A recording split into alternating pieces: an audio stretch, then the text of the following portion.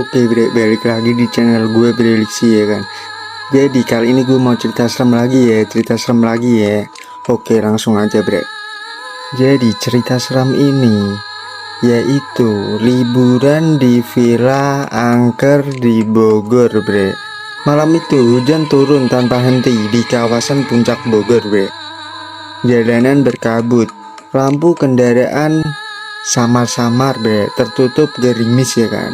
4 sahabat, Raka, Denny, Vina, dan Sarah memutuskan menghabiskan libur akhir pekan bre di sebuah villa murah yang mereka temukan dari iklan internet. Jadi dia dapat informasinya ya kan dari iklan internet bre di TikTok. Murah banget buat villa sebesar ini, kata Denny sambil menyetir mobil bre.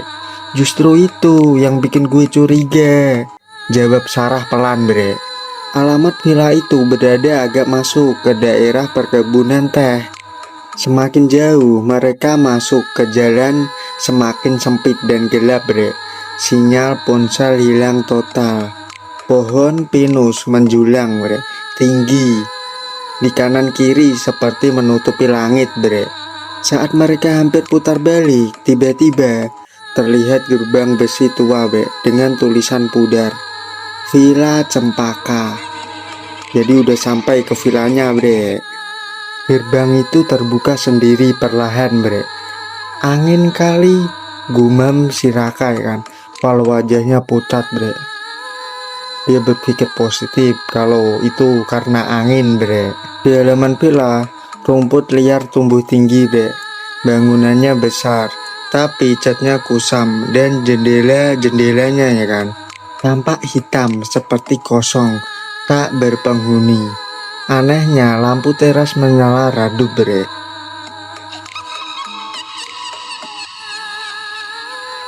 Dan benar ternyata villa itu kosong, gak ada orang bre. Jadi mereka enak lah di sana, kagak ramai banget ya kan. Jadi villa itu pas sepi bre. Aneh banget kan, waktu liburan kan ya semuanya ya kan. Malah villa itu sepi. Si Vina kayak berpikir aneh bre. Bilang si Raka gitu. Seorang penjaga tua keluar dari pos kecil samping villa bre. Sudah ditunggu katanya bilang gitu bre. Penjaganya ini namanya Pak Udin. Mereka saling pandang. Ditunggu siapa pak? Tanya Vina ya kan. Penjaga itu tidak menjawab, ia hanya memberikan kunci. Lalu berkata, jangan keluar kamar setelah jam 12 malam ya kan. Dan kalau dengar suara orang nangis dari lantai atas, jangan dicari. Katanya gitu bre, penjaga itu bilang gitu Pak Udin bre.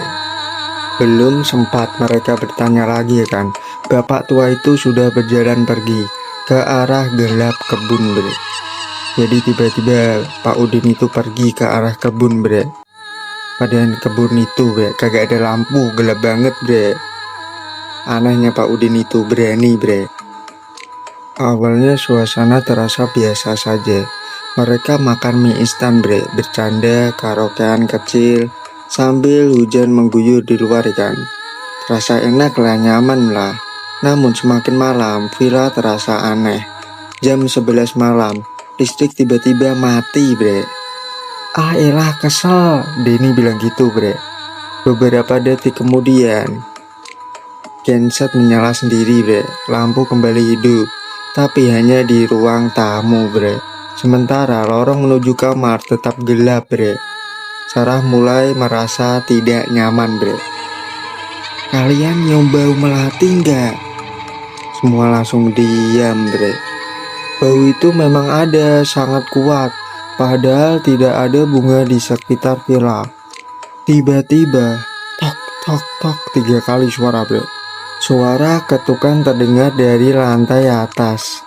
Padahal mereka belum pernah naik ke sana bre. Tok tok tok pelan ya kan. Seperti seseorang berjalan menyeret kaki bre.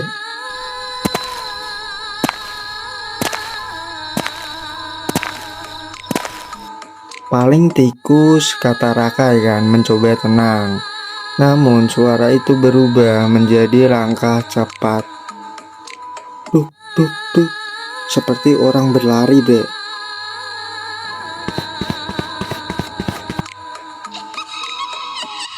Lalu mendadak berhenti tepat di atas mereka, Bre. Semua membeku. Brak. Suara sandal jatuh keras terdengar dari atas, Bre. Siapa mau cek? Tanya Denny pelan, ya kan. Tidak ada yang menjawab. Beberapa menit kemudian terdengar suara perempuan menangis, Bre. Pelan sekali.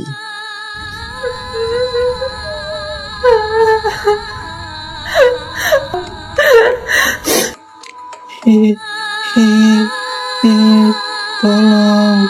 Sarah langsung memegang tangan Vina erat, Bre.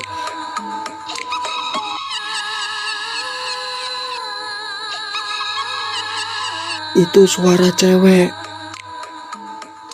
Serem banget. Tangisan itu makin jelas. Tolong buka pintunya. Mereka sadar satu hal mengerikan, Bre.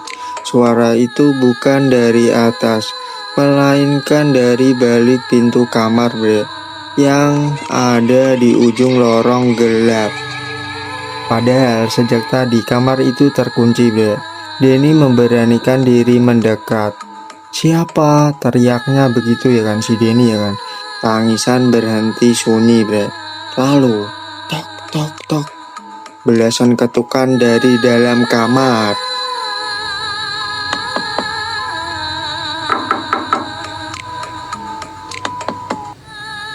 Denny mencoba membuka pintu terkunci itu, ya kan. Namun saat wajahnya mendekat ke lubang kunci, ia langsung mundur sambil jatuh, Bre.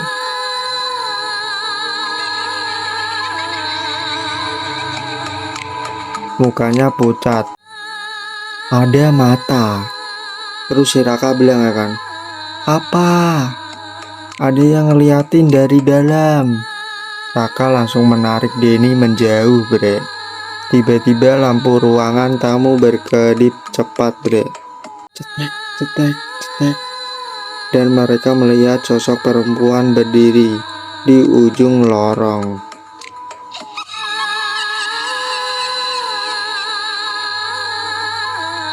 Rambutnya panjang menutupi wajah.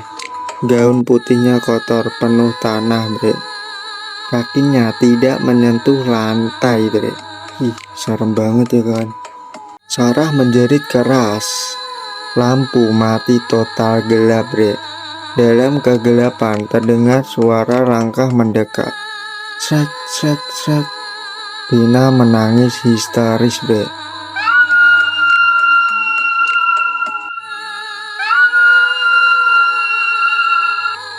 Baca doa, cepat baca doa. Raka menyalakan flash ponsel. Kosong, Bre, tidak ada siapa-siapa. Namun di dinding lorong muncul tulisan hitam seperti arang, Bre. Keluar sebelum subuh.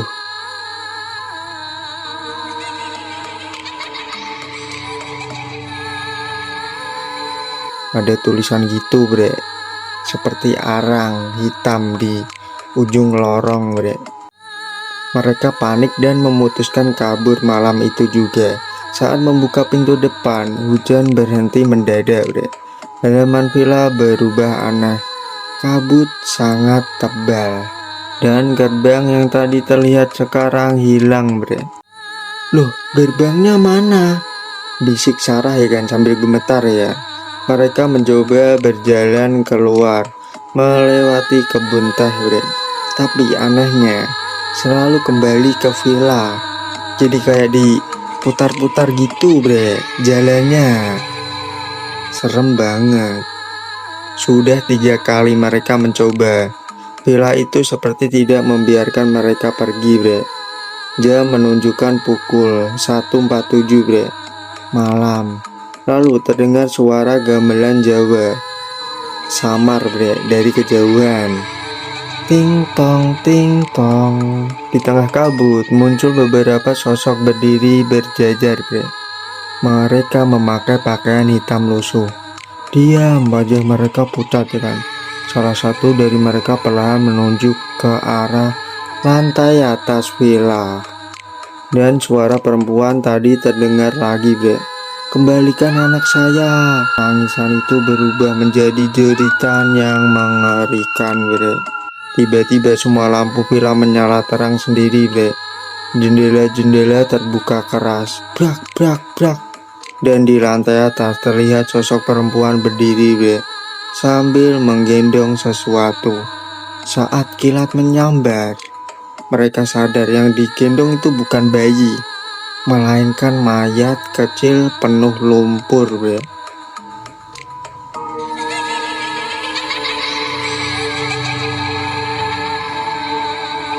Sarah pingsan seketika. Mereka akhirnya berhasil keluar menjelang azan subuh. Setelah mengikuti suara azan dari kejauhan, ya kan. Saat tiba di pos warga, tubuh mereka basah dan gemetar. Warga langsung kaget melihat mereka keluar dari arah kebun, bre. Kalian dari villa Cempaka? Tanya seorang bapak. Raka mengangguk lemas, bre. Wajah warga langsung berubah takut.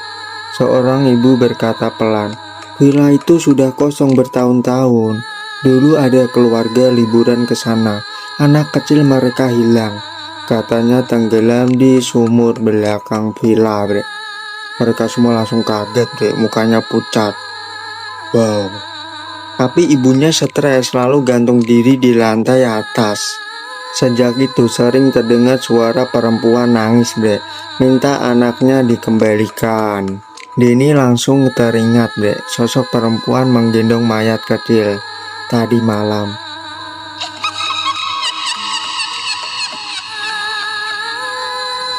Kalian beruntung masih bisa keluar, kata warga, karena beberapa orang katanya pernah hilang, bre, setelah menginap di sana. Pagi itu mereka nekat kembali bersama warga dan polisi lokal. Namun saat tiba di lokasi, tidak ada villa apapun. Yang ada hanya tanah kosong dipenuhi semak liar, bre, dan pondasi bangunan tua yang sudah hancur. Tiba-tiba kosong. Aneh banget, ya kan? Gerbang besi itu pun tidak ada. Raka gemetar.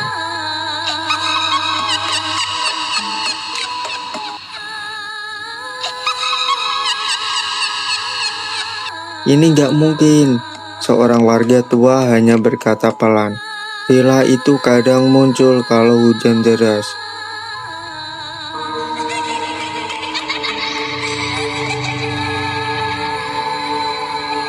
Terutama saat malam Jumat. Sejak malam itu, Sarah sering mimpi didatangi perempuan berambut panjang sambil membawa anak kecil berlumpuran, mukanya.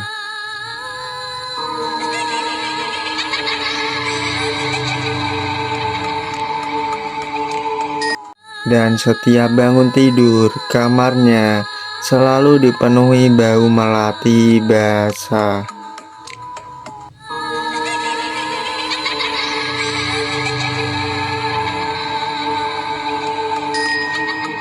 Jadi kayaknya si Sarah itu trauma, bre.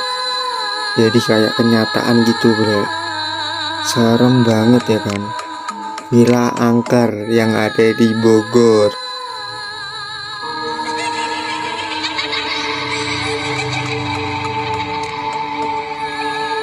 Oke, bre, jadi ceritanya gitu, ya kan. Serem banget, ya kan, ceritanya, ya kan. Villanya angker banget, bre. Murah. Lagi-lagi karo murah, bre. Pasti ada sesuatu. Oke, bre, jadi ceritanya segitu aja, ya kan. Jika kalian mau sharing-sharing pengalaman kalian, mau cerita, ya kan, pengalaman kalian, ya kan, kirim aja langsung, bre, di bawah email ini, bre. Di bawah email ini langsung aja, bre. Oke, bre, jangan lupa support channel ini, ya, biar berkembang, ya kan. Jangan lupa like, comment, share, dan yang paling penting subscribe, bre. Oke, bre, mungkin ceritanya segitu aja, ya kan. Gue Breliksi pamit dulu. Salam seram.